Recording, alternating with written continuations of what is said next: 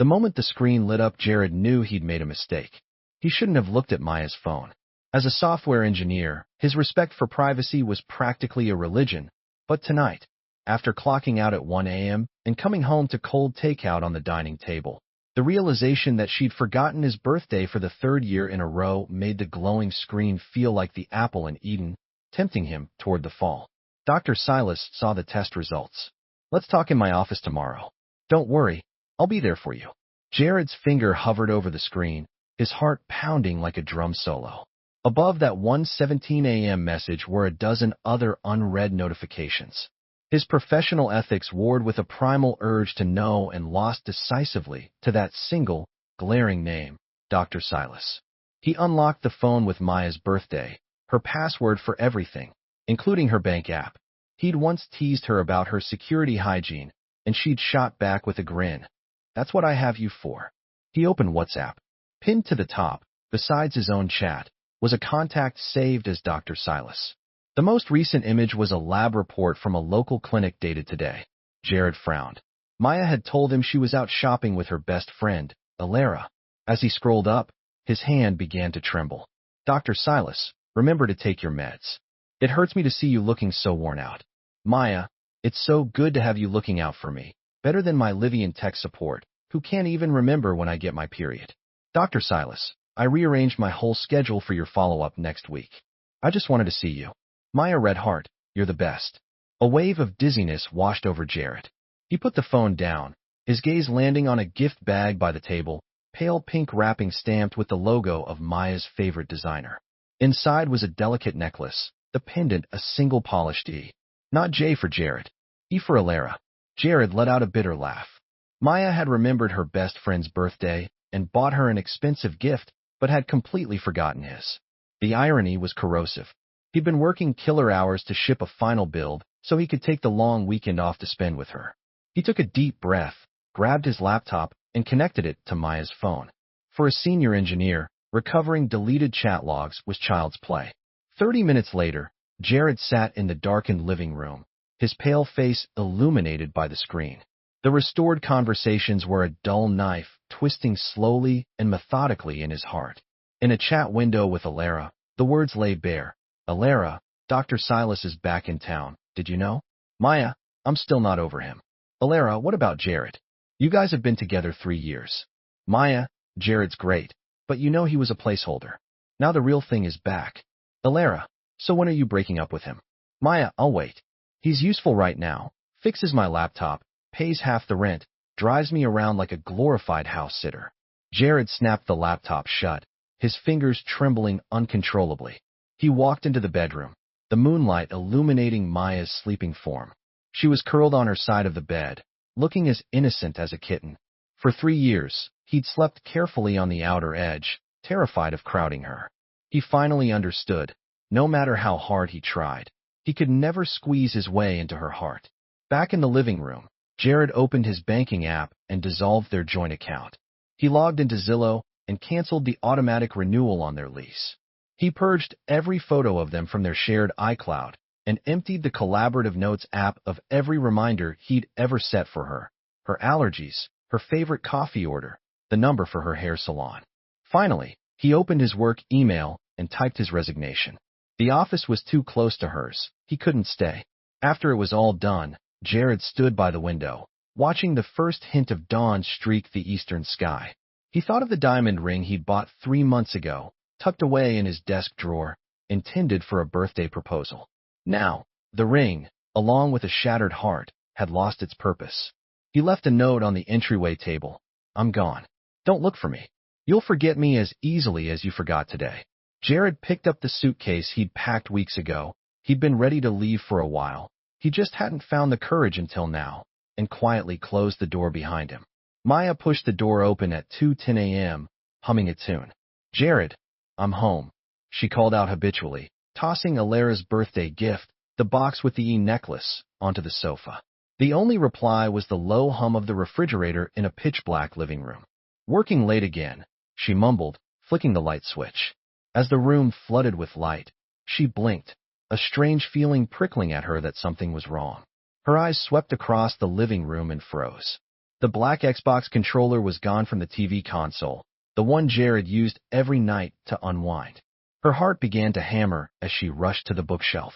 A huge gap yawned on the third shelf, like a pulled tooth, where Jared's collection of O'Reilly programming manuals and sci-fi paperbacks used to be. Jared. Her voice started to shake as she ran barefoot to the bedroom. The moment she pushed the door open, a chill shot up from her feet. Jared's pillow was gone. The water bottle, glasses case, and charging station that always sat on his nightstand had vanished.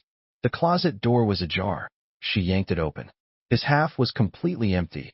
Not a single hanger remained. In the bathroom, his razor, toothbrush, and towel gone. The study was even worse. His entire desktop setup, monitor, keyboard, mousepad, had disappeared. Even a framed photo of them at the beach last year was gone from the wall. Maya collapsed onto the floor of the study, her mind a complete blank. She fumbled for her phone, her fingers shaking so badly she failed Face ID 3 times. On the 4th try, she got in and immediately called Jared. "The person you're trying to reach is unavailable," a robotic voice repeated coldly. She hung up and dialed again. Same message. On the 3rd try, she noticed the custom contact photo she'd set for him was gone, replaced by a gray default icon. WhatsApp, Slack, Instagram, Venmo, every app she could think of, her messages failed to deliver or showed she'd been blocked. Her breathing grew ragged. She opened Twitter, only to find he'd unfollowed her, a banner across their DMs reading, "This person isn't receiving messages from you right now." "This can't be happening," Maya muttered, then scrambled to the front door. In the shoe rack, Jared's usual rotation of sneakers and dress shoes was gone, leaving only her lonely row of high heels. It was only then that she saw the post-it note stuck to the entryway table. It was Jared's neat, blocky handwriting. "I'm gone. Don't look for me. You'll forget me as easily as you forgot today." Today? Maya frowned. Then a horrible thought struck her. She flipped open her phone's calendar. July 5th, Jared's birthday. A sharp pain bloomed in her chest. She'd forgotten again. Last year, she'd forgotten too, and Jared had just smiled and said it was okay before quietly eating the cold takeout. The year before, she'd remembered, but Alara was going through a breakup, and she'd stayed at her friend's place until 3 a.m. By the time she got home, Jared was asleep, the candles on the cake long since burned out, leaving behind a puddle of red wax. No, this isn't right. Maya shook her head, then had a sudden idea. She dialed 911. "Hello, I'd like to report a robbery. All my boyfriend's things are gone," she said, her voice cracking into a sob. 20 minutes later, 2 police officers were in her apartment. The older one examined the front door and frowned. "Ma'am, there are no signs of forced entry. Security footage shows only you and your boyfriend entering and exiting the premises today. But all his stuff is gone." Maya cried, clutching her hair. The younger officer consulted his tablet. "We pulled the building's security feed. At 3:27 p.m. this afternoon, your boyfriend left with a suitcase. He returned twice more to carry out boxes." Maya felt like she'd been struck by lightning. On the tablet screen, Jared calmly pushed a dolly loaded with boxes into the elevator, his face devoid of any expression. He looked as placid as if he were just heading to work. That's impossible." Her knees gave out, and she sank to the floor. The officers exchanged a look. The older one knelt down. "Did you two have a fight?" Maya shook her head, the tears finally breaking free. "No, we were fine. He made me breakfast this morning." After the police left, Maya wandered the apartment like a ghost. She opened the fridge. Even Jared's favorite craft beer was gone, leaving only her face masks and Greek yogurt. In the freezer, the dumplings he'd made from scratch were missing, the ones he'd stayed up late to prepare after she'd casually mentioned a craving last week. A thought struck her. She ran to her laptop and logged into her bank account. The joint account was listed as closed. Her own savings were untouched, but Jared's portion had been completely transferred out. Ping. An email notification. Maya's hands trembled as she clicked it. It was from Zillow. "The lease for your unit, co-signed by Jared Stone, is set to expire at the end of this month. Non-renewal has been confirmed. Please vacate the premises within 30 days. Maya's world spun. In one silent, brutal sweep, Jared had erased every trace of his 3 years in her life as cleanly as hitting backspace on a line of useless code. She grabbed her keys and ran out the door, heading straight for Jared's company.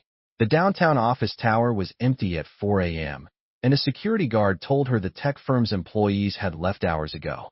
Maya sat on the steps outside the building until 9 a.m., when the first wave of employees began to arrive.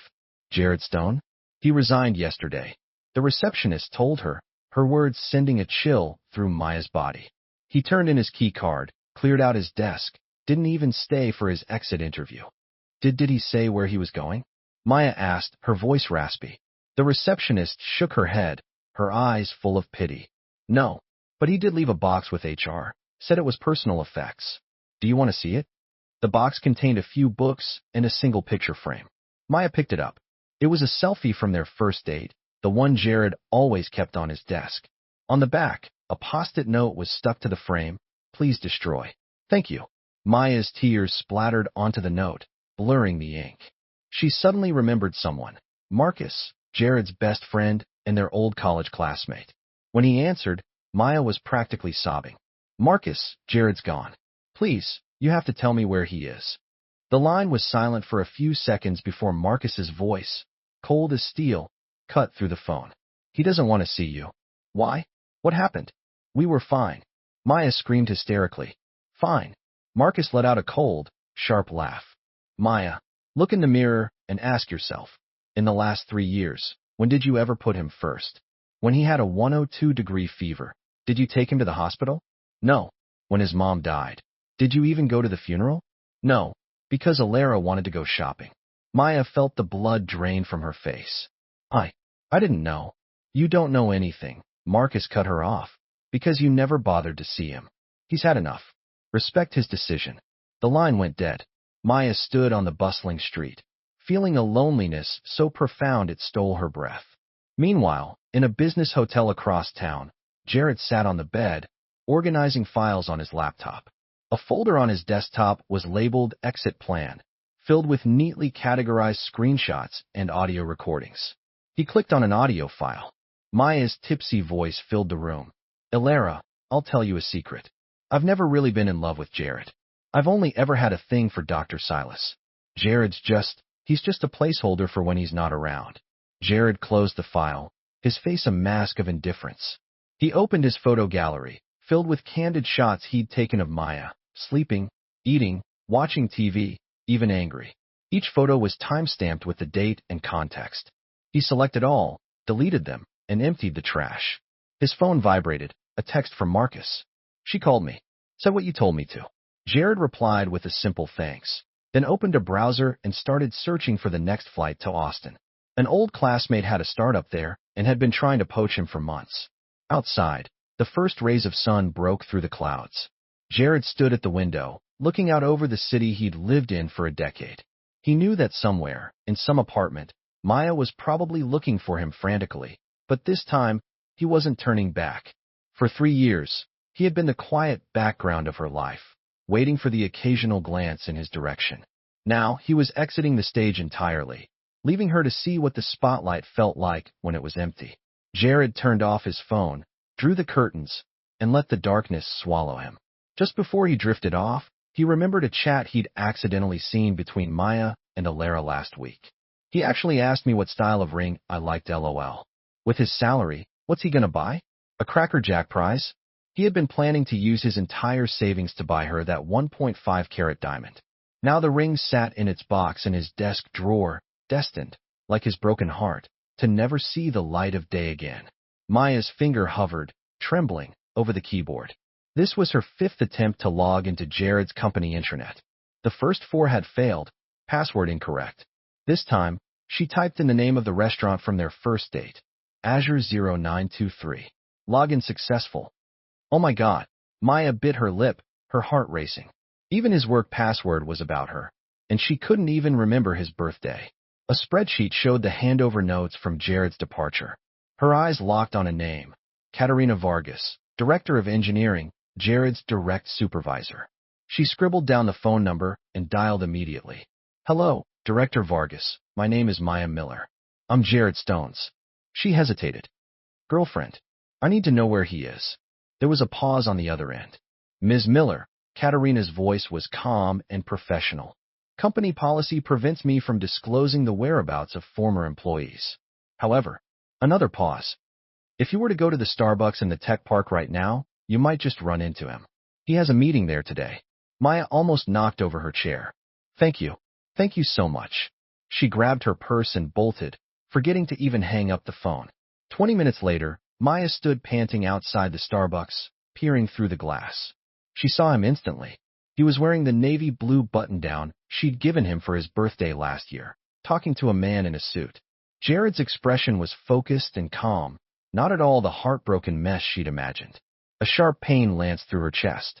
In the 3 days she'd been frantically searching for him, he'd been calmly interviewing for a new job. She took a deep breath and pushed open the door. The smell of coffee hit her. Jared's back was to her. He didn't notice, not until she was standing right in front of him. He looked up, his eyes widening in shock. Jared, Maya's voice was choked. We need to talk. His expression instantly turned to ice. I'm in a meeting. His voice was terrifyingly calm. The man across from him tactfully stood up. We can continue this later, Mr. Stone. Think about my offer. Singapore could really use a talent like you. Singapore. The word hit Maya like a physical blow. He was leaving the country. After the man left, Jared started packing his laptop. Maya grabbed his wrist. Please, just 5 minutes. His wrist was cool, his pulse steady. It didn't flicker. It used to be that the slightest touch from her would make his heart race. Now, he pulled his hand away as if from a stranger. I'll text you the address, Jared said, walking towards the door without a backward glance. Be there at 8 o'clock tonight. Don't be late. Maya stood frozen, watching his back disappear into the crowd. Her phone buzzed, a text from an unknown number, his new one. It contained only an address and 8 p.m. She clutched the phone like it was the last lifeline she had. At 7:45 p.m., Maya stood in front of an unfamiliar apartment building. It was a new complex on the west side of the city, a full hour's drive from her old place. She rang the bell. No answer. At exactly 8 p.m., the lock clicked open automatically. She pushed the door open and gasped. The apartment was almost completely bare, furnished with only the absolute essentials: a bed, a desk, 2 chairs. Jared's suitcase lay open in a corner, a few changes of clothes, and a toiletry bag packed neatly inside, ready to be grabbed at a moment's notice. Close the door. Jared's voice came from the balcony. Maya shut the door and walked out. Jared was leaning against the railing, smoking. She'd never known him to smoke. The red glow of the cigarette illuminated his gaunt profile against the night sky. When did you start smoking? She asked softly. I always have. He blew out a ring of smoke. You just didn't like it, so I quit. The word stabbed into her heart. She thought of all the times he'd been getting some air on the balcony. He'd been secretly smoking.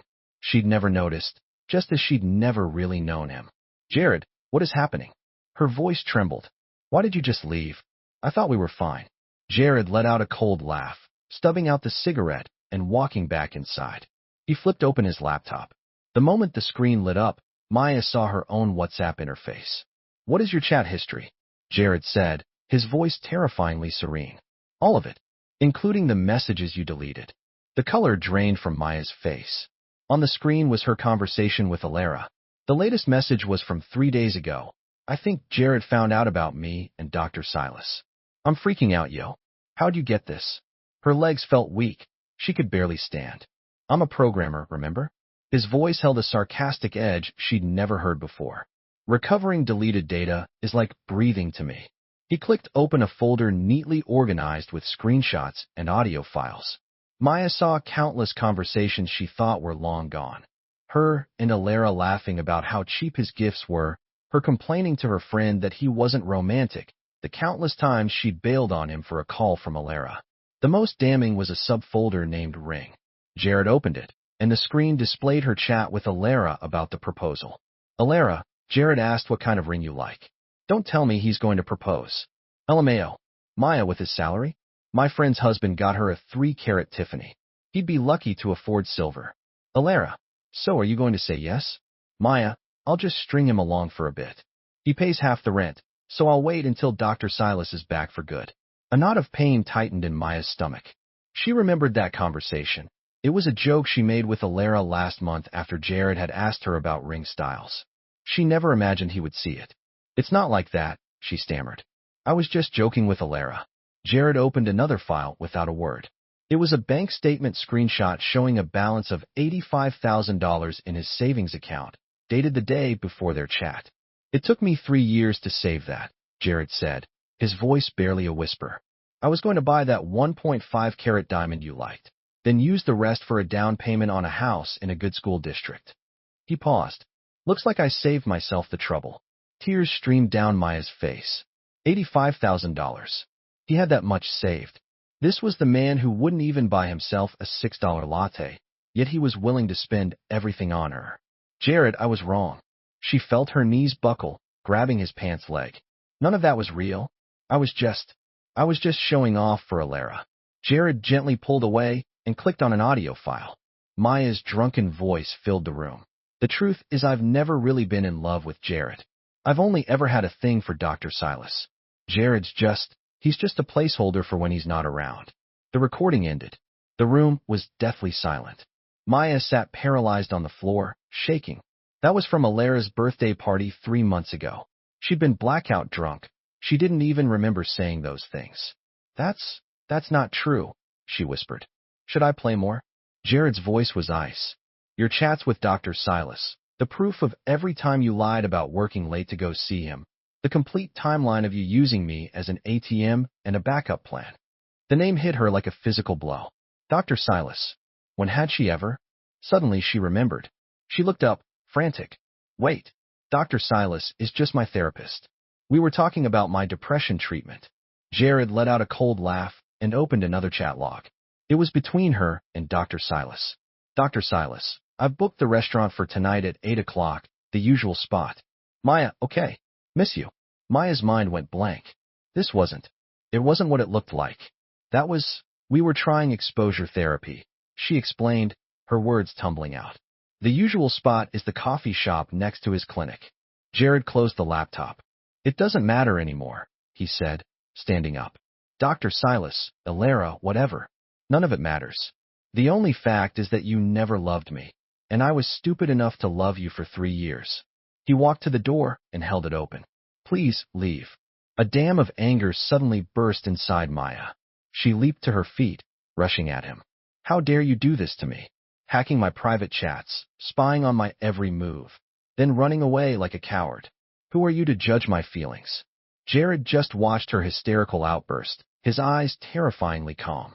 Then, he pulled out his phone, played a video, and held it in front of her face. In the video, a drunk Maya was leaning on Alara's shoulder, her face streaked with tears. He's so good to me, but every time I see how much he loves me, it just makes me hate myself more, because I can't give him the same love back. It's only ever been Dr. Silas since college. Maya's anger deflated like a popped balloon. She stared at the woman in the video, a wave of shame washing over her. Those were her most secret thoughts, the ones she never even dared admit to herself. I tried to explain, but no words came. Go, Jared said, his voice weary and final. We're done. Maya didn't know how she left the apartment. The last thing she remembered was the elevator doors closing, framing Jared standing alone in the empty room, his shadow stretching long and lonely behind him, like a lighthouse on a desolate shore. The next morning, Maya was woken by her phone. It was Katerina Vargas. Ms. Miller, sorry to bother you. The director's voice was much softer than before. I just wanted to let you know Jared accepted the offer in Singapore. His flight is next Wednesday. Maya's heart stopped. He's really leaving? Yes. Katerina paused. Look, I was his senior in college. I've known him for 10 years. I've never seen him care about anyone the way he cared about you. The company offered him a transfer to our Silicon Valley office last year, and he turned it down for you. Last month, a VC I know wanted to fund his startup idea, and he refused because he didn't want you to live an unstable life. Tears slid silently down Maya's cheeks. I don't know what happened between you two, Katerina said softly. But if you want to fix this, this is your last chance. After hanging up, Maya curled up on her bed, clutching the only thing Jared had left behind in their old apartment, a coffee mug with their photo printed on it. In the picture, he was hugging her, his smile as bright as the sun. She was looking just past the camera, her gaze distant. She suddenly understood why he'd left it. It was the perfect symbol of their relationship, His world revolved around her, while her eyes were always fixed on something else. Maya, is this the proposal you submitted? The client just spent 30 minutes yelling at me on the phone. The director's roar pierced the office. Every head turned towards Maya. She stared at the document on her screen, covered in red markups, her throat tight. It was her third major mistake this week. The first two were just data entry errors.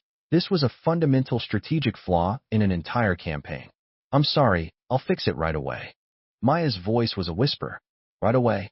The director sneered, slamming a folder on her desk. The client meeting is in an hour. How exactly are you going to fix it right away? He turned to another desk. Alina, you take over. Maya shrank in her seat as her colleague Alina efficiently pulled up the file and started working. Not long ago, Maya had been the star, top performer for 3 years running, highest client satisfaction scores. Now, she couldn't even put together a basic proposal. Her phone vibrated, a text from her landlord. Ms. Miller, please arrange to move out as soon as possible. The new tenants move in next week. Maya bit her lip. Since Jared had canceled the lease renewal, the landlord had given her a month, but every apartment she'd looked at was too expensive, too far, or just didn't feel like home. For 3 years, Jared had handled everything, finding the place, signing the lease, paying the rent. All she had to do was move in. Maya, you okay? Alina asked during their lunch break, handing her a coffee. You've been really out of it lately. Maya forced a smile. It's nothing. Just went through a breakup with Jared. Alina's eyes widened. The programmer who used to bring you lunch every day? Maya nodded, a lump forming in her throat. Yes, the programmer who brought her a different, lovingly prepared lunch every single day. The man who remembered all her preferences and allergies would never be in her life again. That explains it, Alina said thoughtfully. It poured last Thursday, and I wondered why no one was there to pick you up with an umbrella. Maya froze. Last Thursday's downpour, she'd gotten soaked to the bone. Before, on every rainy day, Jared would be waiting downstairs, right on time, with an umbrella and a dry towel. She'd never even considered how he knew. He must have had a weather alert set just for her, one of the countless invisible things he did. After work, she dragged her exhausted body back to the apartment. She opened the door to chaos. Moving boxes were stacked halfway to the ceiling. Her clothes, shoes, and makeup were strewn everywhere. The once cozy home now looked like an abandoned warehouse. She kicked off her heels and collapsed onto the sofa. The slipcover was already packed, revealing the slightly worn fabric underneath. She remembered picking it out with Jared at IKEA. She'd thought it was too plain, but he'd said it was durable and easy to clean. Looking back, he was always thinking about practicality, while she only cared about appearances. A post-it note was stuck to the coffee table in Jared's handwriting. Building Super 555XXXXXX. The drain clogs sometimes. Call this number. She peeled it off and found another one underneath. Internet support 1800X times X times X times X. Call them if restarting the router doesn't work. And another. Clean the AC filter monthly. Instructions in the shared notes app. Tears splattered onto the small squares of paper. The notes were like ghosts of Jared, still taking care of her. She frantically tore them all off, reading them one by one. Due dates. For utility bills, sale days at the nearby grocery store, the number for a favorite nail salon, each one a testament to his silent love. She stumbled into the study and pulled open every drawer. In a folder at the very bottom, she found a black moleskine notebook. The first page read in Jared's neat script, Maya's manual, for 120 pages. It was filled with everything about her. Her favorite foods, colors, and flavors, her allergies, her menstrual cycle, her emotional patterns, even a detailed guide on how to cheer her up when she's mad. The last page was titled Proposal Plan. 1. Buy the ring, budget $80,000. 2. Rent a beach house for the weekend. 3. Invite her parents and friends. 4. Get her favorite champagne and strawberry shortcake. Maya's vision blurred. $80,000. He was going to spend that much on a ring, and he wouldn't even buy himself a $6 latte. Her phone rang. It was Alara. Maya wiped her tears and answered. Hello. Maya, guess who I just ran into at the tech summit? Alara's voice was giddy. Jared. Maya's heart leaped. How is he? He looked amazing, sharp suit, hobnobbing with all these big shot execs. Alara paused. I told him you've been a wreck lately, And you know what he did? Maya clutched the phone. What did he say? He just gave me this cold look and said, "That's not my concern," and walked away. Alara scoffed, acting all high and mighty. He was like a lost puppy when he was chasing you. Stop it, Maya suddenly yelled. Alara, I have to ask you, what was really going on with Dr. Silas? There was a silence on the other end. What about him? Jared said he saw flirty messages between me and him. Maya's voice trembled. Oh, that, Alara said dismissively. That was just your therapy stuff, wasn't it? What could he possibly misunderstand? Maya bit her lip. The chats Jared had shown her did contain some lines that blurred the doctor-patient boundary. But what about the things she'd said when she was drunk? Did she really only see Jared as a placeholder? Maya, don't overthink it. Alara's tone suddenly softened.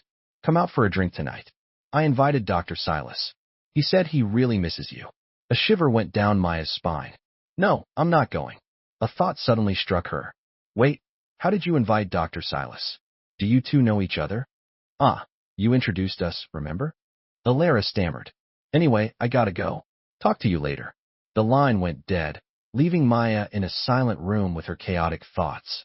When had she ever introduced Alara and Dr. Silas? She had no memory of it. Meanwhile, at the tech summit across town, Jared was in conversation with a group of investors. Since deciding to leave, he'd thrown himself into his work, filling every waking minute with code and algorithms, leaving no room for memories. Mr. Stone, a pleasure. A middle-aged man handed him a business card. I heard you turned down an offer from Silicon Valley. A true win for the domestic tech scene. Jared smiled politely. You're too kind. I hear Director Vargas set you up with a project in Singapore. Another woman joined in. How's that going? As Jared was about to answer, he caught a glimpse of a familiar figure, Alara, Maya's best friend, walking toward them. He quickly ended the conversation and turned to leave, but she intercepted him. Jared.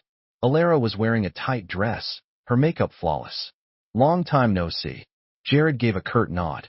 Can I help you? Don't be so cold, Alara said with a fake smile. Maya's been a mess, you know. Screwing up at work, getting evicted, crying her eyes out every night. Jared's expression remained unchanged. That's not my concern. TSK.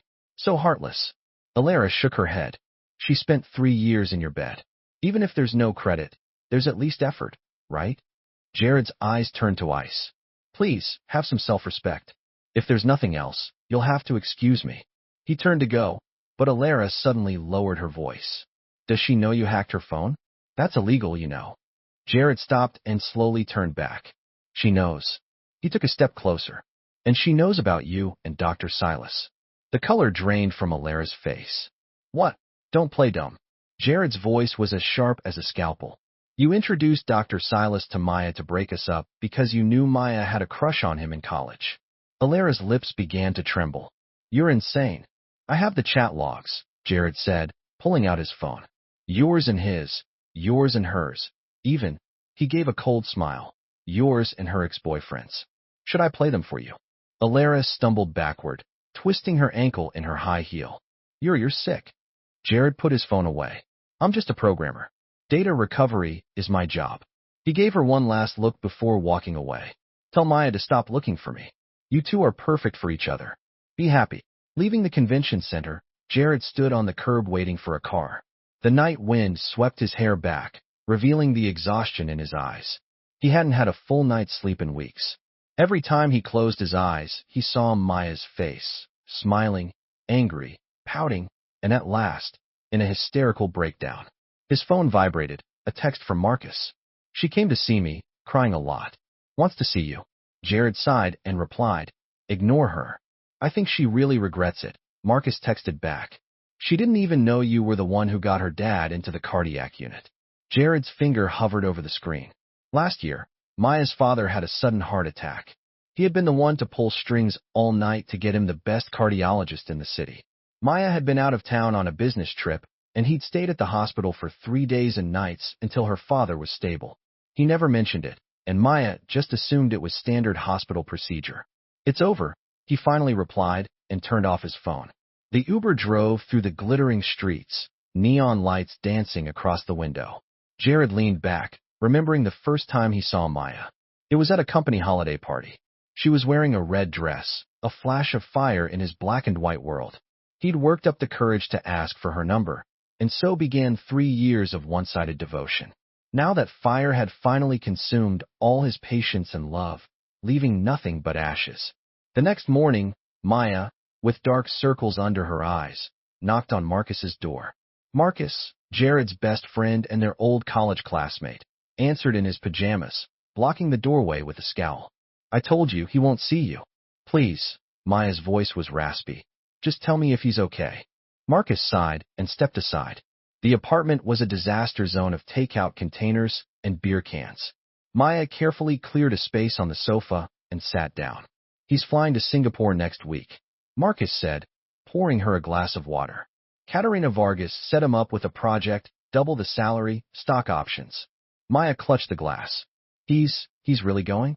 What else is he supposed to do?" Marcus sneered. "Stay here and let you walk all over him again." Tears welled up in Maya's eyes. "I didn't. I really do love him." "Love him?" Marcus suddenly grew agitated. He pulled a binder from a bookshelf and slammed it on the coffee table. "This is how you loved him?" Maya, tremblingly, opened the binder. It was filled with photos and receipts. A picture of Jared asleep at his desk late at night. A post-it next to him reading "Make Maya breakfast." A hospital receipt dated the day she had the flu. A bank statement showing a recurring monthly transfer of $1,000 to an unknown account. What is this?" Maya picked up the bank statement. "That's the money he sent your mom every month," Marcus said coldly. "Ever since your dad got sick and couldn't work. Your mom thought it was from you." Maya felt like she'd been struck by lightning. Her mom was always praising her for being so responsible, saying the money always arrived on time. She thought it was from her dad's pension. And this? Marcus threw a flash drive onto the table. "This is his Maya's World folder from his computer.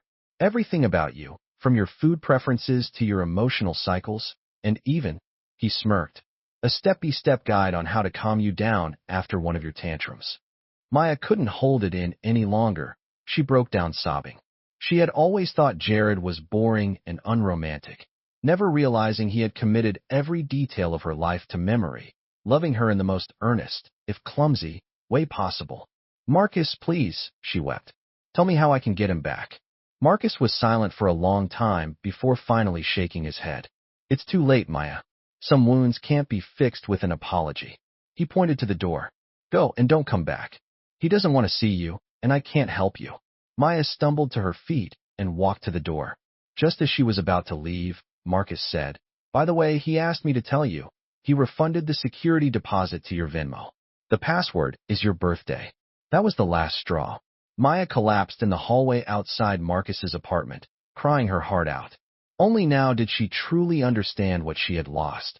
A man who had loved her with his entire being, and she had never, not once, appreciated it. Maya stared at the flight information on her phone, her throat tight. Flight UA 895, San Francisco to Singapore. Departing at 10:13 a.m. Marcus had finally caved and told her last night on the condition that she never bother him again. At 5 a.m., Maya was already at SFO's International Terminal. She was wearing the blue dress Jared had bought her. He'd once said it was his favorite color on her. Her hair was done, her makeup meticulous. It was the first time she'd made an effort in 3 weeks. The check-in counters were deserted. Maya sat on a nearby bench, her hands clenched so tightly her nails dug into her palms. She rehearsed what she would say. "Jared, I was wrong. Please give me another chance. I love you." Every phrase felt hollow, but she had nothing else. 6 o'clock, 7 o'clock, 8 o'clock. The terminal began to fill with people. Her eyes were glued to the entrance. At 9:15, her heart skipped a beat. Jared walked in, wearing a dark gray suit and pushing a suitcase. He was thinner, his already sharp features were more pronounced, with faint shadows under his eyes, but he stood tall and straight.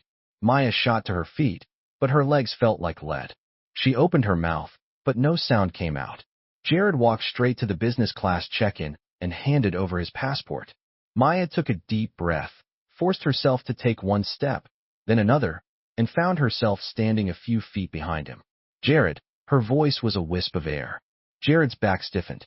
He turned around slowly, his eyes as blank and unfamiliar as a stranger's, breaking her heart. "What are you doing here?"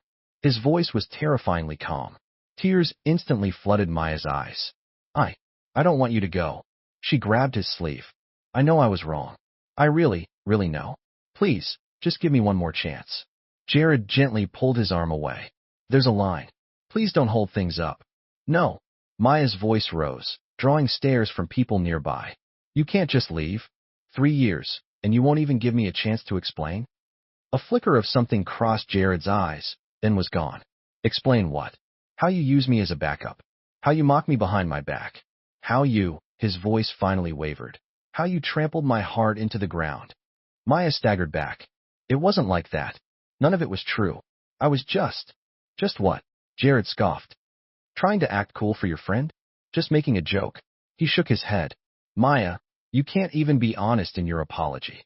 I'm not lying, she cried hysterically. I love you. I really do. Jared's expression softened into one of pure exhaustion. He reached into his pocket, pulled out a flash drive, and handed it to her. Here. This is the proof that I loved you. It's all yours now. Maya took the drive, her hand trembling. What is this? Every memory I ever recorded of you over the last 3 years, Jared said quietly. Photos, videos, journal entries, all the love letters I never had the courage to send. He paused. It was supposed to be a surprise for our anniversary. Now it doesn't matter. Maya's tears splashed onto the small device. Jared, please, excuse me. A clear male voice cut in. Maya turned to see a tall man in a crisp white shirt hurrying over. Her eyes widened in shock. Dr. Silas. What are you doing here? She blurted out. Dr. Silas ignored her, speaking directly to Jared. Mr. Stone, I have to clear this up. Those messages were about Maya's mother's medical condition, not what you think. Jared raised an eyebrow. Oh, and see you at the usual spot was about her condition too? It's the coffee shop next to my clinic, Dr. Silas said urgently. Her mother didn't want Maya to know her cancer had returned, so we met there to talk. He pulled out his phone. Look, here are the medical records and appointment logs. Jared glanced at the screen, his expression unchanged. Even if that's true, so what? Maya and Dr. Silas both froze. The misunderstanding isn't the point, Jared said, his voice chillingly calm. The point is she never loved me. In vino veritas, remember? He looked at Maya. You said it yourself. I was just a placeholder until he came back. Dr. Silas's face paled. What, Maya? Maya's world tilted on its axis. She had said those things in a drunken stupor, but did she love Jared? 3 weeks ago, she would have said, of course. But now, she wasn't sure. Did she love him, or did she love his devotion, his care, his sacrifices? I don't know, she mumbled. Jared gave a bitter smile. See? You can't even lie about it anymore. He turned to the check-in agent. I'd like to check my bag, please. Maya watched, horrified, as he was handed his boarding pass, the whole scene playing out in a slow-motion nightmare. As Jared turned toward the security gate, she finally broke. Jared Stone, she screamed his full name. You can't just walk away. You can't make me realize what a horrible person I am, and then just leave. It's not fair. Jared stopped, but didn't turn around. Life isn't fair. It took me 3 years to learn that. I hope it doesn't take you as long. Maya sank to her knees, her vision blurred with tears. Dr. Silas tried to help her up, but she shoved him away. She watched Jared's back get smaller and smaller until he disappeared into the crowd at the security checkpoint. Maya, Dr. Silas knelt beside her. I'm so sorry. Get away from me, she shrieked. This is all your fault. If it weren't for you. It wasn't me. Dr. Silas shook his head. The problem was there long before I showed up. He sighed. Your mother was right. You never knew how to appreciate what was right in front of you. Maya's head snapped up. My mother? She always adored Jared, Dr. Silas said with a sad smile. Every time she came for a checkup, she'd ask, how's that wonderful young man doing? The word struck Maya like a physical blow. Her mother, like Jared. She suddenly remembered how her mom's face would light up whenever he visited, how she'd cook a huge meal, and Maya had never even noticed. Dr. Silas handed her a tissue. Did you need a ride home? Maya shook her head, clutching the flash drive. She stumbled to her feet and walked toward the exit. Every step felt like walking on broken glass, but she knew the pain was nothing compared to what Jared had endured for 3 years. Back at the apartment, if the box-filled space could still be called that, Maya immediately plugged the flash drive into her laptop. There was a single folder named for MM. She clicked it open. Inside was a cascade of subfolders organized by date, from the day they met until 3 weeks ago. Maya randomly opened an early one. It contained a few photos and a text document. The photos were from the company holiday party, of her in the red dress, smiling brightly. Jared had taken them from a distance, but he perfectly captured her spirit. The document was a journal entry. Met a girl like a flame today. Her name is Maya Miller from marketing. I worked up the nerve to ask for her number, and she gave it to me. She said she thinks guys who can code are smart. Maybe I should sign up for an advanced course. Fresh tears streamed down Maya's face. She remembered that party, remembered the shy way Jared had approached her, but she never knew he had actually enrolled in an advanced programming class because of her offhand comment. She tremblingly clicked on another folder from her birthday last year. The photo was of her making a wish over a cake, with Jared gazing at her, his expression so tender it could melt glaciers. The journal entry read, Maya was so serious making her wish today. I hope all her wishes come true. I secretly added one of my own. I hope I'm in one of her wishes. I bought the engagement ring, 1.5 carats. It wiped out my savings, but she deserves even better. I have to work harder. A knot of pain tightened in Maya's stomach. What did she wish for that day? A promotion, probably, and for Dr. Silas to come back. She couldn't remember, but she knew it had nothing to do with Jared. She kept clicking each folder, and new pain bloomed in her heart. Jared had documented every smile, every casual remark, every trivial preference. He remembered every book she mentioned, every movie she wanted to see, even every coworker she complained about. Some folders contained photos of handwritten letters, the script neat, and the words full of love, letters he had never sent. The last folder was labeled Proposal Plan. It contained a detailed timeline, venue photos, a budget spreadsheet, and even a video of him practicing his proposal speech.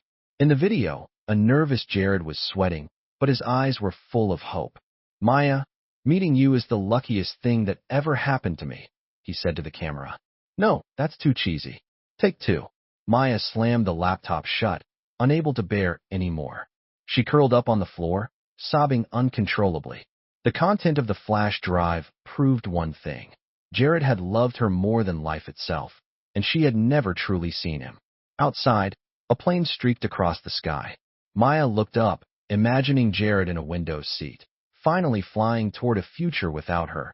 And she was trapped here, in a prison of her own making, finally seeing the full extent of her blindness and selfishness. She picked up her phone and dialed her mom. Mom, can I come home for a while? Her mother's voice was full of surprise and concern. Of course, sweetie. Is Jared coming with you? The question was the final straw that broke her. He's gone, Mom, and he's never coming back. Her mother was silent for a moment, then said softly, Come home, baby. Mom's waiting for you. After hanging up, Maya looked back at the computer screen. The open folder seemed to mock her.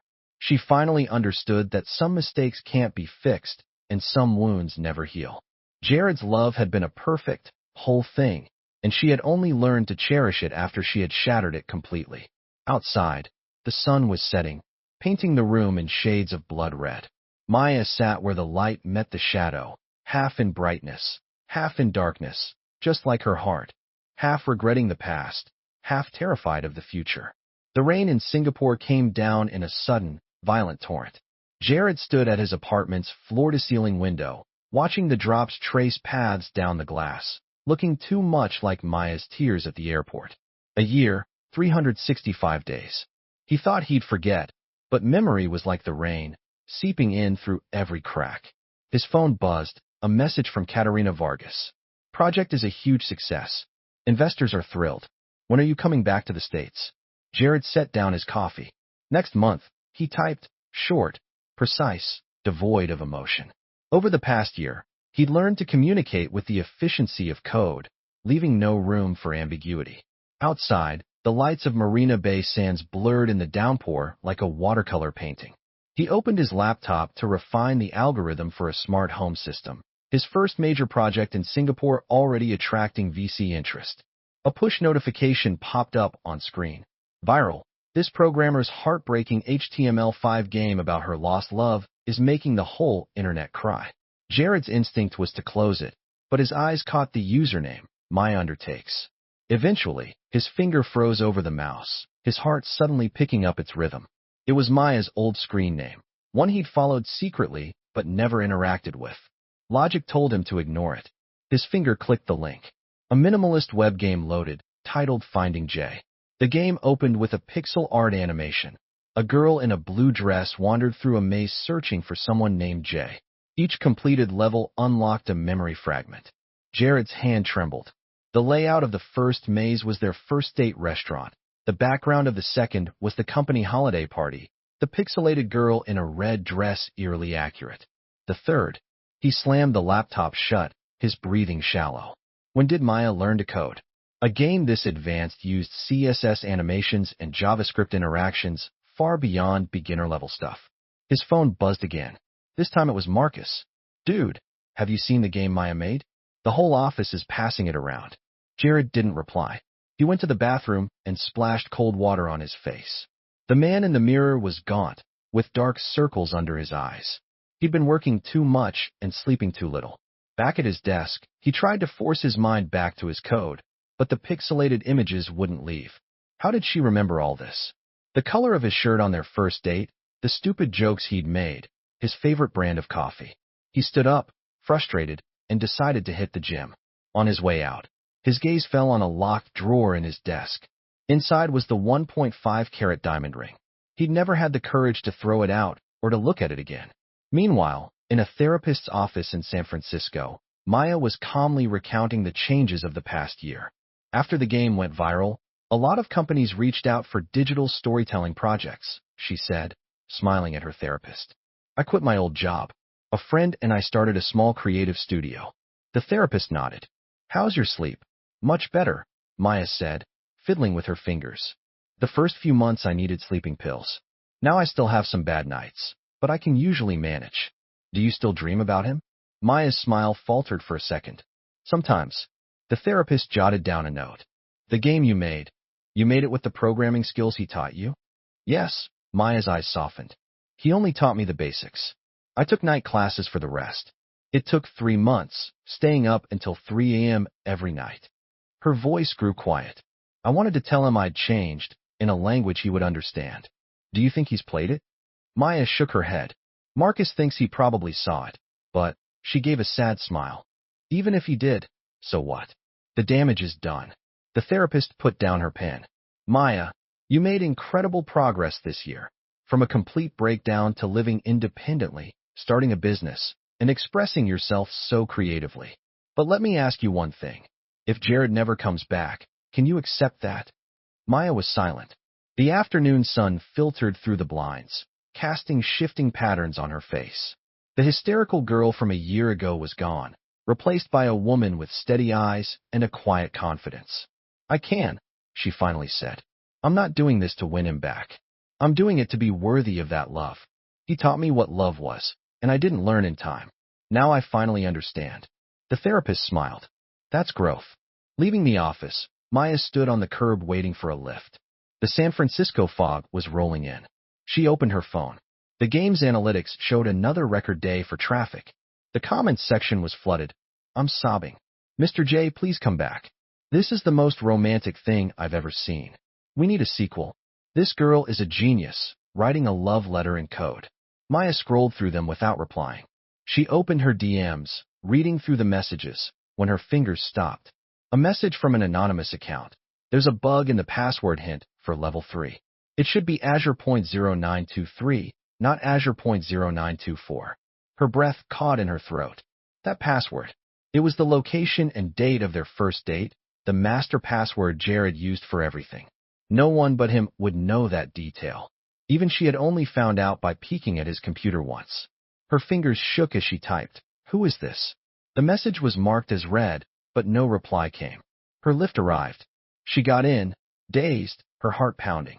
Was it him, or a friend who knew their story? A coincidence? Back at her small apartment in the Mission, Maya immediately opened her laptop and checked the game's code. Sure enough, in the password validation for level 3, she'd accidentally typed 0924. It was such a tiny typo, no ordinary player would have ever noticed. She stared at the DM for a long time, but didn't reply. If it was Jared, he would reach out again. If it wasn't, she wouldn't give herself false hope. Her phone rang. It was Dr. Silas, or Vin Yom as she now knew him. Maya, are you free for dinner tonight? My treat. His voice was as gentle as ever. Maya bit her lip. Dr. Yom, just this once, please, he said softly. There's something I need to tell you in person. The restaurant was a quiet sushi place. When Maya arrived, Vin Yom was already there, 2 small cups of sake on the table. He was wearing a light gray suit, looking more formal than usual.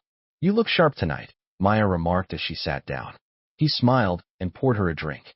Maya, I'm moving to Baltimore. I got an offer from Johns Hopkins, a 2-year fellowship. Maya looked up, surprised. Congratulations. When do you leave? Next month, he said, meeting her eyes. But before I go, there's something I need to tell you. He took a deep breath. I have feelings for you. I have since college. Maya froze, her sake cup hovering in midair. I know the timing is terrible, Vin's voice was soft, but I don't want to leave with regrets. I heard everything about you and Jared. He was a good man. Maya put down her cup. It's okay, he interrupted. Vin, Maya said, looking him straight in the eye. Thank you for telling me, but I can't. He managed a sad smile. Because of him? Because of me, Maya said, her voice firm. This past year I learned something. You shouldn't say you love someone until you truly know yourself. I thought I loved you then. I thought I loved Jared. Now I know neither of those was real love. Vin listened in silence, the light in his eyes dimming. Real love isn't dependence or possession or finding a replacement, Maya continued. It's what he did for me. Even after being hurt, still wanting the other person to grow and be happy. You've changed a lot, Vin said finally. I'm happy for you. That night, Maya sat on her fire escape, looking at the stars. The fog had cleared. She thought of the broken person she was a year ago, the hysterical scene at the airport, the flash drive full of love she had never noticed. Her phone vibrated. A new friend request on WhatsApp. The request message was just 2 words, Azure. Maya's heart skipped a beat. She tremblingly tapped the profile. A new account, blank profile picture, location, set to Singapore. Was it him? Another coincidence? She hesitated for a long time before finally hitting accept. But she didn't send a message. He didn't say anything either. And so, in both Maya's and Jared's contact lists, a silent new entry appeared. It was like a bridge connecting the past and future, but one that neither of them dared to cross first. Meanwhile, in a Singapore apartment, Jared stared at the "You Are Now" contacts notification on his phone, frozen. Outside, the Marina Bay light show illuminated the night sky, but his eyes were fixed on that tiny, empty chat window. He typed a message, deleted it, typed another, and deleted that one too. In the end, he sent nothing. He just put the phone on his nightstand, turned off the lights, and went to bed. That night, separated by thousands of miles, 2 people tossed and turned, staring at the same moon. The check-in line at the convention center was long. Maya glanced down at her badge. Maya Miller, founder of Femoral Digital, and a small smile touched her lips. A year ago, she was a marketing coordinator. Today, she was attending the Asia Digital Innovation Summit as an entrepreneur.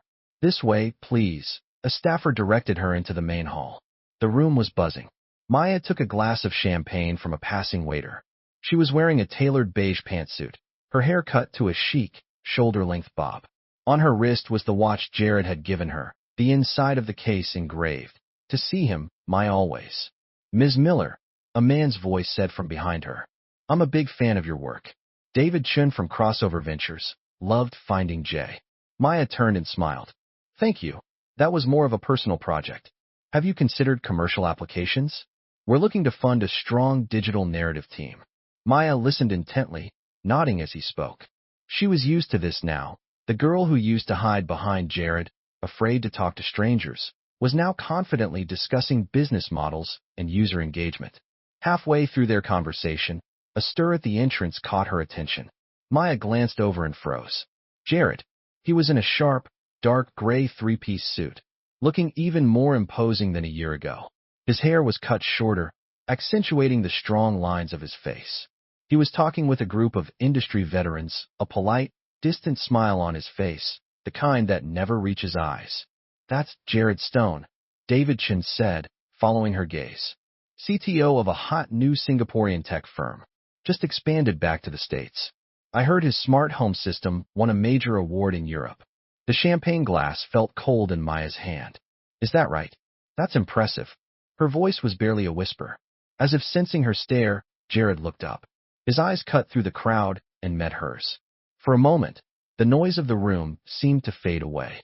Maya watched his polite smile freeze, his eyes widened slightly, and then, just as quickly, his composure returned. He said something to the man he was with and began walking toward her. Breathe, Maya, she told herself. Don't just stand there like an idiot.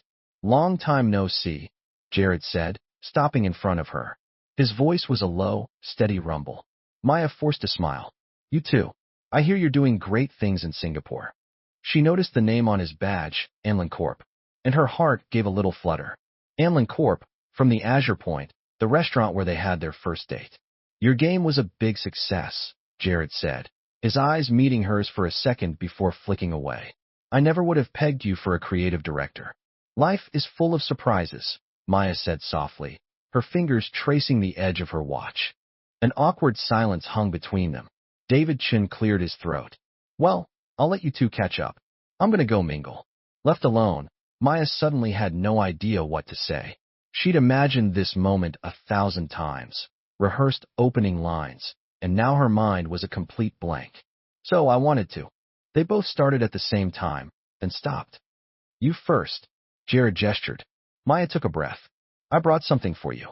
She pulled a simple, craft paper-wrapped notebook from a briefcase. It's nothing valuable, just something I wanted you to see. Jared took it. His fingertips brushed against hers, and they both recoiled as if burned. He opened it to the first page. It was a hand-drawn sketch of a coffee cup with a date next to it, the day of their first date.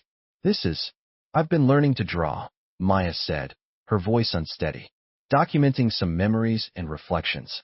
Jared quickly flipped through the pages. Each one was a scene with a few lines of text. There was a drawing of the ginger tea he'd made for her after a fight, a sketch of his profile as he waited up for her to come home from work, his silhouette waiting in the rain. The last page was a drawing of a tiny sapling with the words, I learned how to plant things. You taught me. His throat tightened. He closed the book. Thank you. I'll look at it. You're welcome, Maya said, trying to keep her voice even. Consider it another form of apology. Jared looked at her, his expression unreadable. Some scars never fade, Maya. The words were a knife to her heart. She just nodded. I know. I'm not asking for forgiveness. I thought you should know I've changed. An announcement came over the speakers. Ladies and gentlemen, please take your seats. The summit is about to begin. Jared put the notebook in his briefcase. I have to get to the front. I'm speaking. He paused. Good luck with everything. Maya nodded. You too. As he walked away, Maya finally let out a long, shaky breath. This was harder than she'd imagined. He wasn't cold or cruel. He was just calm, as if she were an old acquaintance. Maybe that was the most painful part. She no longer had the power to affect him at all.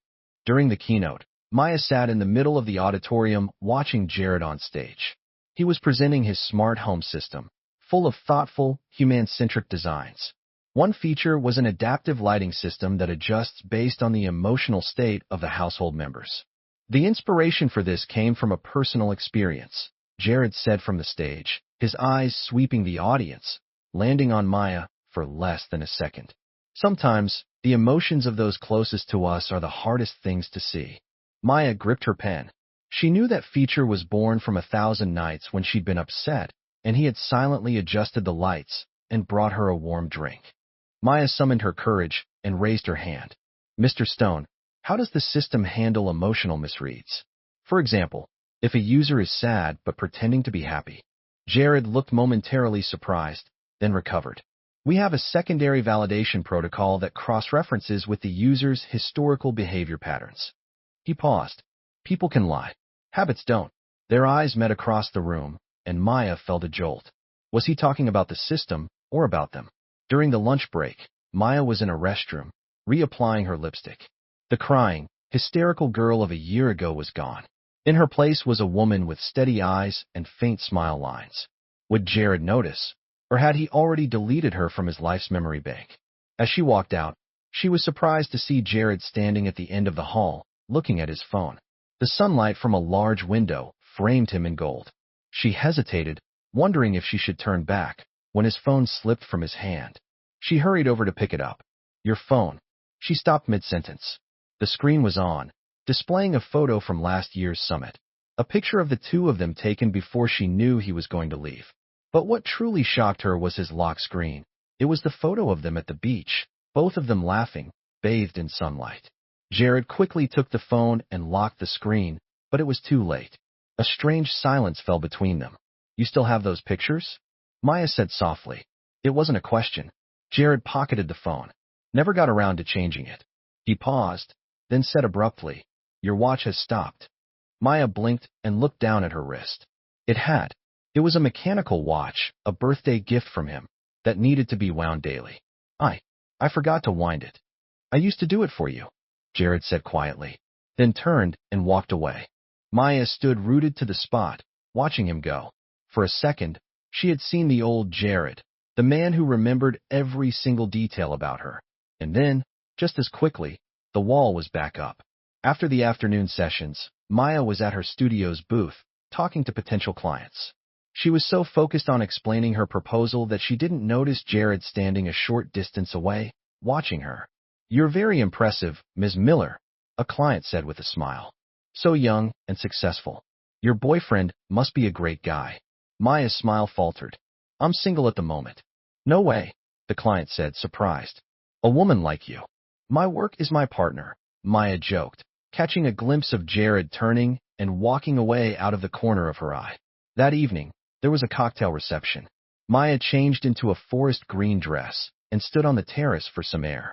The sky over the Bay Area was clear, full of stars. Mind if I join you?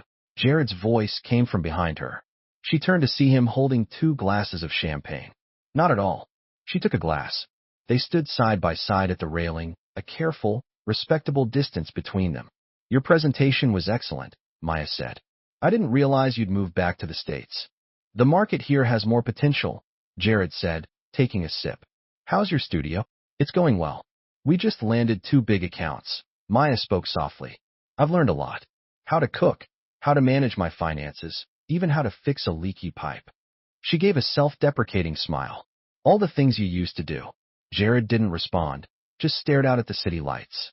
I read your sketchbook, he said after a long silence. The drawings are very good. Maya's heart sped up. Thank you. That little tree, did you really plant it? Yes. It's on my balcony. A lemon tree. You said you liked the smell of lemon-scented tea. She gathered her courage and looked at him.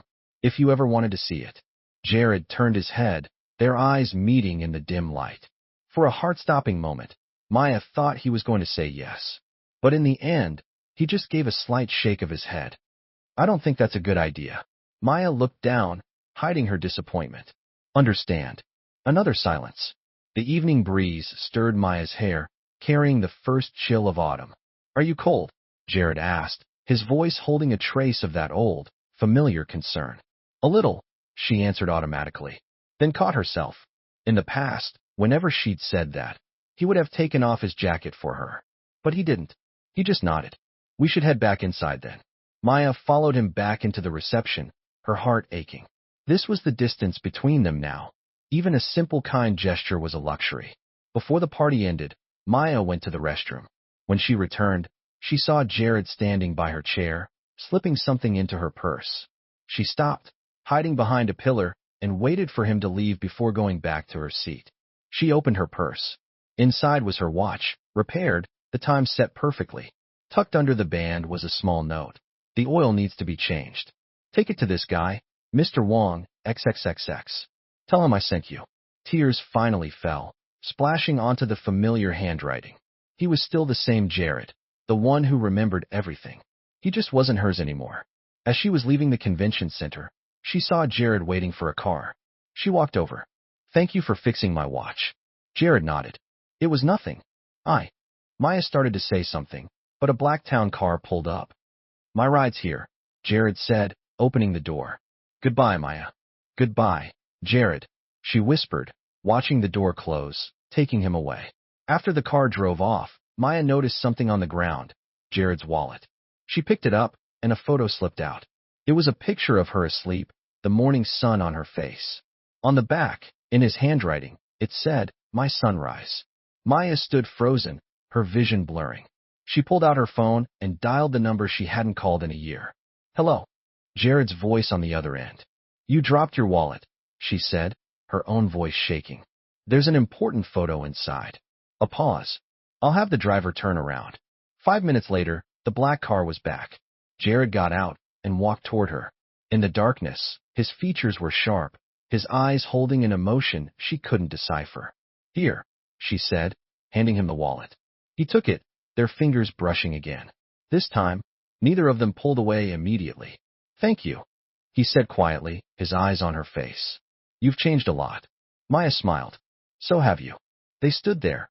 Neither wanted to be the first to say goodbye. Finally, Jared took a step back. "It's late. You should get home." "Okay," Maya nodded. "Drive safe." Jared got back in the car. This time, he didn't look back. Maya watched the taillights disappear into the night, her hand clutching her phone. A moment ago, she had secretly taken a picture of the photo. Some memories were worth keeping, even if she was the only one left to remember them. At a.m., Maya was jolted awake by a piercing alarm from her phone. A cascade of notifications flooded her screen. Her studio servers were under attack. Client data was being compromised. She was instantly awake, running barefoot to her study. When she tried to log into the remote server, it rejected her password. She tried again, still rejected. A cold sweat trickled down her back. This was the biggest project her studio had ever landed, holding the client's marketing strategy and user data for the next 3 years. "Stay calm, Maya," she told herself, her fingers flying across the keyboard. "You can fix this." After trying every backup protocol, she had to face it. The attacker was far more skilled than her. The server was completely locked down. Even the backup drives were encrypted. She glanced outside. The sky was beginning to lighten. The project deadline was in 8 hours. If the data was lost, she would face catastrophic financial penalties, and her studio's reputation would be destroyed. Her finger hovered over the J in her contacts. It had been 2 weeks since the summit. They hadn't spoken. The watch he'd fixed for her lay in a drawer, untouched. She was afraid to wear it, afraid to damage his last act of kindness. Taking a deep breath, she made the call. It rang 5 times before a sleepy voice answered. "Hello. It's me, Maya." Her voice was hoarse with stress. "I am so sorry to call you at this hour, but I need help." There was a silence on the other end. "What is it?" "My studio servers were hacked. All the data has been encrypted." She quickly explained the situation. "The attacker left a ransom note demanding Bitcoin, but I can't even get into the system." "Text me the address." Jared's voice was suddenly sharp and awake. "I'll be there in minutes." After hanging up, Maya sat stunned for a moment, then ran to the bathroom for a quick shower. The woman in the mirror had dark circles under her eyes, her lips pale from stress. She put on some lip balm, then wiped it off. Who cared what she looked like right now? The doorbell rang at exactly m. She opened the door to find Jared standing in the pre-dawn light, wearing a hastily thrown-on gray hoodie and black sweatpants. His hair was a mess, a hint of stubble on his chin. He carried a laptop bag and brought the chill of the night air in with him. "Thank you for coming," she said, stepping aside. Their arms brushed, and they both flinched away. Jared walked straight to her study and set up his laptop. "Give me the details." Maya described the attack as professionally as she could. Jared listened, his brow furrowed. "This isn't a random hacker," he said, his fingers flying across the keyboard. "This was targeted. Did you piss anyone off recently?" "No, it's all just business." Then she remembered. "Wait. Last week we won a contract over another team that underbid us by half." Their project lead was pretty angry. Jared nodded, his eyes fixed on the screen. "I'll try to trace the attack vector. Go make some coffee. This could be an all-nighter." In the kitchen, her hands were still shaking as the coffee maker hummed. She could hear Jared on the phone. "Yeah, that IP block. Run a trace on recent malicious scripts." "No, I'm sure it's not a standard ransomware." She brought 2 mugs of black coffee back to the study. Jared had already patched in her network, his screen a waterfall of scrolling code. "Any luck?" she asked, placing a mug next to him. He took a sip. The attacker used multiple proxies, but they left a faint trail. He pointed to a line of code. "See this?" This encoding signature is very specific. I think I've seen it before. Maya leaned in, her hair brushing his shoulder. A faint scent of her shampoo filled the air. Jared tensed for a second, then immediately refocused on his work. I need to access a deeper level of network monitoring, he said without looking up. Give me the credentials for your studio's backup server. Maya typed in a password without hesitation. 3 years ago, she needed him to restart her computer when it froze. Now she was working alongside him on a professional crisis. The thought brought a lump to her throat. She had finally become someone he could see as an equal, but only after she had lost him. Time ticked by. The sky outside grew bright. Jared alternated between furious typing and deep thought. Maya stayed by his side, providing context when needed, refilling his coffee, and silently watching him work. Got it. At AM, Jared suddenly sat up straight. The attack vector's final proxy terminates at this IP. Wait a second, this address. His expression turned strange. What is it? Maya asked. This is a test server IP for my old company, Jared said, his voice turning cold. Rick Jean. Rick Jean. Maya frowned. The guy you said framed you? Jared nodded, his eyes like daggers. He went to a cybersecurity firm after he was let go. Probably the same one that bid on your project. He typed furiously. I just need to confirm. A block of code appeared on the screen. See this? This function naming convention, ours inner security bug in this comment style. It's Rick's work, no doubt about it. Maya's eyes widened. So he attacked us to get back at you? More likely, to prove a point, Jared sneered. He stole my code back then to get a promotion, but it was full of bugs, and he crashed and burned during the presentation. Now he's trying to prove he's better than me by attacking someone connected to me. That's despicable, Maya said. What do we do? Call the police? Jared shook his head. Data first. I've already found his back door. He typed a few more lines. Give me 2 hours. I should be able to bypass the encryption and regain control. Maya let out a breath she hadn't realized she was holding. Thank you, Jared. If it wasn't for you.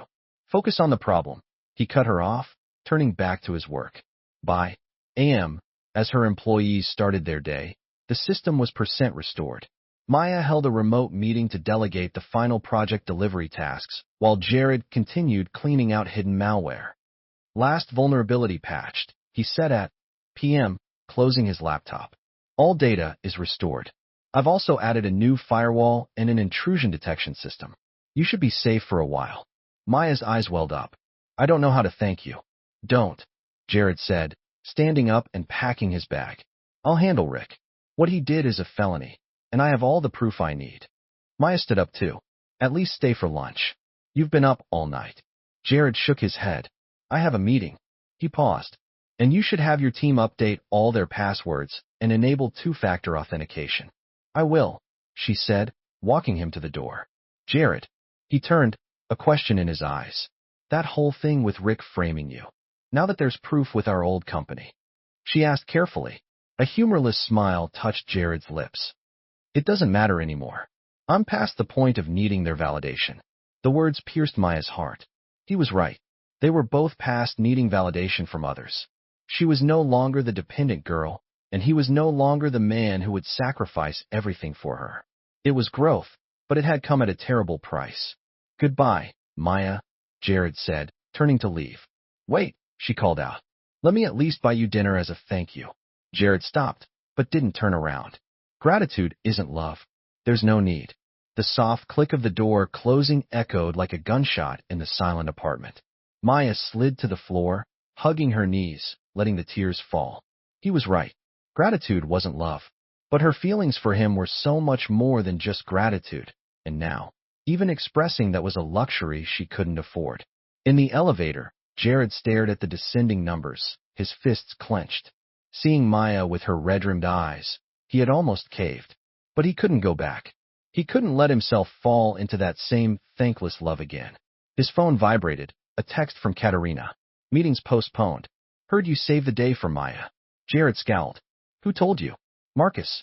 He said Maya called him crying because you rejected her again. Jared gritted his teeth. That gossip. Don't listen to him. It was just a professional favor. Was it? Katerina replied. Then why have you been standing outside her building for the last minutes? Jared looked up and realized he was in fact standing on the sidewalk in front of Maya's apartment, a finished cigarette in his hand. He cursed under his breath and strode toward the street to hail a cab. For the next 2 weeks, Maya threw herself into her work. The studio successfully delivered the project, and the client was so impressed they referred 2 new ones. The security system Jared installed worked flawlessly. Sometimes, late at night, she would open the encrypted folder on her computer containing the logs of his work. She would trace his steps, his commands, as if by doing so she could feel closer to him. On Friday afternoon, she received a delivery at the office. It was an elegant black box containing an expensive bottle of wine and a card. "Thank you for your help, Katerina Vargas." Maya was confused. She couldn't remember helping Katerina with anything. As she was about to call her, her phone rang. It was an unknown number. "Ms. Miller, this is the administrative assistant from Amlin Corp.," a woman's voice said. "Mr. Stone asked me to inform you that Rick Zhong has been terminated and is facing legal action. He confessed to the attack on your system and also to stealing Mr. Stone's code 3 years ago."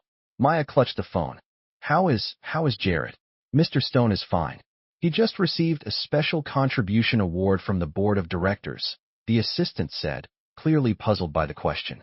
"He also said that if you require any further system maintenance, you can contact our tech department at any time." Maya's heart sank. He would have his assistant call, but he wouldn't call her himself. "Thank you, I won't need to," she said, her voice professional. "And please congratulate him for me." She hung up and opened the wine, pouring herself a glass.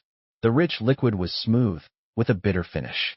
She picked up her phone, her thumb hovering over Jared's contact, but she couldn't bring herself to press it. Some people were only meant to exist in memory. At p.m., Jared stood at his office window, looking out at the city. His phone lit up, a text from Katerina. "Did she get the wine?"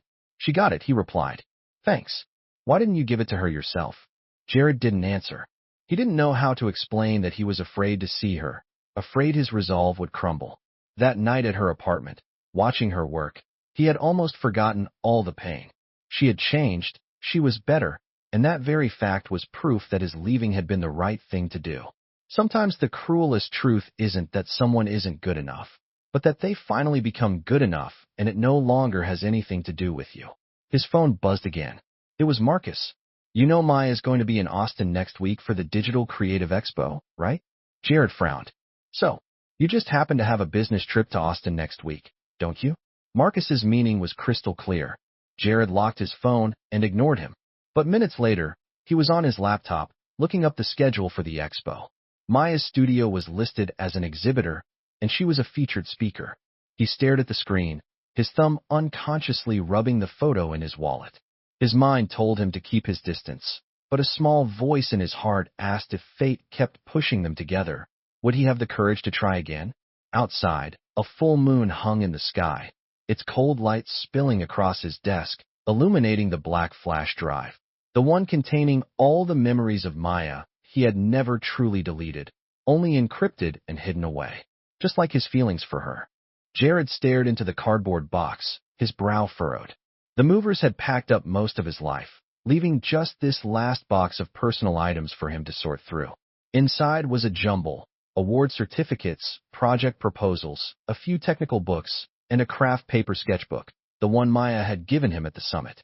He picked it up, his thumb tracing the cover.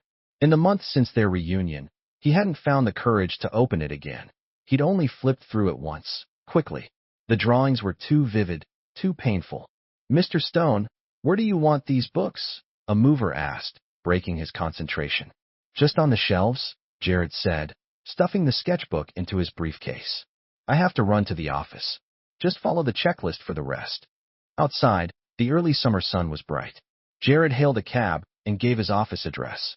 But as the car started to move, he heard himself say, "Wait, go to Sycamore Lane first." The driver changed course, heading west. Jared didn't know why he was going there. Sycamore Lane was an old house he and Maya had stumbled upon 3 years ago. They had joked about buying it one day, opening a coffee shop on the ground floor and living upstairs. Maya had even drawn up design plans. She would handle the decor, he would handle the coffee. The cab dropped him at the end of the lane. He walked down the quiet street, shaded by a canopy of sycamore trees. Number was in the middle of the block, a three-story brick house with a small front garden. Jared stopped across the street, just looking at it. 3 years later, it was still there, but the facade had a fresh coat of paint and the garden looked tended. He gave a sad smile and turned to leave. Just then, a familiar figure emerged from the house. Maya. She was in a simple white t-shirt and denim shorts, her hair in a messy ponytail, a pair of gardening shears in her hand. She walked to a small tree in the center of the garden and bent down to inspect its leaves. Jared was frozen to the spot. That tree, if he wasn't mistaken, it was a lemon tree. He had once mentioned offhandedly that he liked the smell of lemon-scented tea. Maya stood up, wiped her brow, and her gaze drifted across the street. She saw him. They stared at each other across the quiet lane. Jared seemed to stop. Maya moved first. She put down the shears and walked slowly toward the gate. Jared watched her approach, his heart pounding. "What are you doing here?" she asked from behind the gate, her voice soft, as if afraid to break the spell. Jared opened his mouth but didn't know what to say, that he was just passing by, that he was thinking about their old joke, that he had never forgotten this house. "I'm moving." "It was on the way," he finally said, offering the lamest excuse. Maya nodded, not calling him on his lie. Sycamore Lane was nowhere near any logical route between his old apartment and his new office. "Do you want to come in?" she asked, opening the gate. "I was just doing some pruning." He should have said no, but his feet were already moving. The garden was even more beautiful up close. A stone path wound its way to the front door, flanked by lavender and rosemary, drought-resistant plants he remembered saying he hated anything high maintenance. In the corner was a small gazebo with 2 wicker chairs and a small table, exactly as they'd once described. And in the center, the lemon tree stood tall and lush. "It's growing well," Maya said, touching a leaf. "I did a lot of research. Lemon trees need a lot of sun, and you have to let the soil dry out between waterings." Jared's gaze fell on a small wooden plaque at the base of the tree. Engraved on it were the words, "Jared and Maya's Love Tree." A lump formed in his throat. "You bought this place?" he asked, his voice trembling. Maya nodded. "A year and 2 months ago." She paused. 3 weeks after you left." The timeline hit him like a punch to the gut. He thought this was a recent development, something that happened after they reconnected. But no, she had done this when the wound was still fresh, when they were at their lowest. "Why?" he heard himself ask. She didn't answer right away. She led him to the gazebo. On the table was a sketchbook. She opened it to reveal detailed architectural drawings, a coffee shop, a living area, a studio. Every detail matched their old fantasy. "Remember?" she smiled. "We said we'd open a coffee shop together. You'd make the coffee, I'd make the pastries. We'd wake up to the smell of fresh grounds and watch the stars from the terrace at night." Of course, he remembered. It was from a time when they were poor but happy, dreaming in their tiny apartment. Later, as their careers took off, the dream was forgotten. "I thought you forgot," he said quietly. "I forgot a lot of things. But not this," she said, closing the book. "When I bought this place, I didn't even know how to use an espresso machine. Now I'm a pretty good baker, and I have my barista certification." She gestured to the house, where through the window he could see a professional-grade espresso machine gleaming on a coffee bar. Jared felt a wave of vertigo. None of this felt real. The house, the garden, the lemon tree, the coffee bar. It was as if someone had plucked a fantasy from his mind and built it in the real world. And that someone was the Maya who used to not even know how to pay the utility bills. "You've been preparing all this?" he asked, "even when you didn't know if I would ever come back?" Maya nodded, her eyes clear. "At first, I was hoping you would. But then it became something I was doing for myself." She ran a hand over the sketchbook. "I needed to prove that even without you, I could become someone worthy of what we had." The afternoon sun slanted into the gazebo, lighting up her face. He noticed the changes in her. She was tanner, her arms more toned, her nails short and clean, free of their usual polish. These were the hands of someone who worked. The sketchbook, he suddenly remembered. "What's on the last page?" Maya smiled. "You finally decided to look." Jared pulled the book from his briefcase and flipped to the end. It wasn't blank. It was a hand-drawn floor plan of the house with the address and a single sentence. "I'm here, waiting for you." Or not waiting for you. The date was from a year ago, long before they had reconnected. "I drew a page a day," she explained softly, starting from the day you left. At first, it was memories. Then it was fantasies. And finally, reality. Jared's hand trembled as he looked back through the pages. Every place they had been, every fight they'd had, every smile they had shared, and then her new life. Learning to code, planting flowers, her first burnt cake, the certificate from her barista course, and the final page. This house. Why this house? He asked, his voice choked. Maya looked at the lemon tree. Because this is the place where I finally learned how to love. She turned to him, her eyes wet, but her smile bright. Whether you forgive me or not, I wanted to start over here. Jared couldn't hold it in any longer. Tears blurred his vision. He looked down, not wanting her to see him break, but Maya stepped forward and gently wrapped her arms around him. It was a light, tentative hug, giving him every opportunity to pull away. But he didn't. He hugged her back, burying his face in her shoulder, breathing in the scent of sun, soil, and coffee. It wasn't the fiery embrace of their old love or the desperate clinging of their breakup. It was something new, a quiet warmth, like two scarred travelers meeting after a storm and finding that they had both grown stronger. I planted rosemary, she whispered in his ear. You said it was for remembrance. Jared held her tighter. He wanted to say so much, about forgiveness, about starting over, about the sleepless nights he'd spent thinking of her. But in the end, all he could manage was a soft in her ear. The sun began to set, stretching their shadows long across the garden path. The lemon tree swayed in the breeze, its tiny green fruits just beginning to form. The scent of coffee drifted from the house, mingling with the lavender and rosemary. They didn't talk about the future. They made no promises. They didn't even say the words, let's get back together. But here, in the house they had dreamed of, in the fading light of day, it was enough. Jared pulled back and took her hand. Show me your espresso machine. Maya laughed, the lines around her eyes crinkling in the golden light. It's not as good as yours. I can teach you, Jared said. Just like you taught me how to plant things. They smiled at each other and walked toward the house together. A wind chime on the porch tinkled in the breeze, as if welcoming someone home.